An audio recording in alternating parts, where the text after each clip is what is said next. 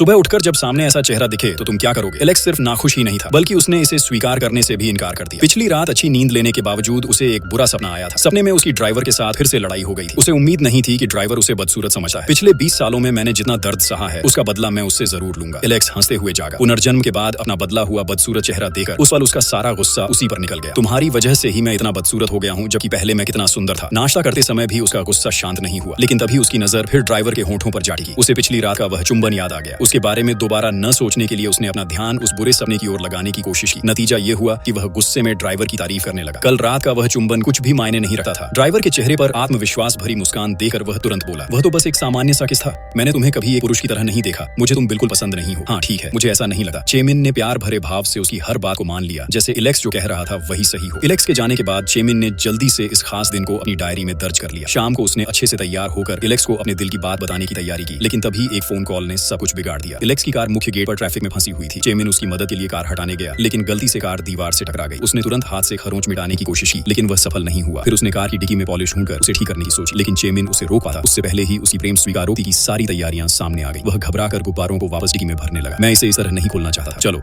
अंदर चलते हैं। इलेक्स ने उसके मन की बात समझी। मौका मिलते ही उसने फिर से डिक्की खोल दी और कार में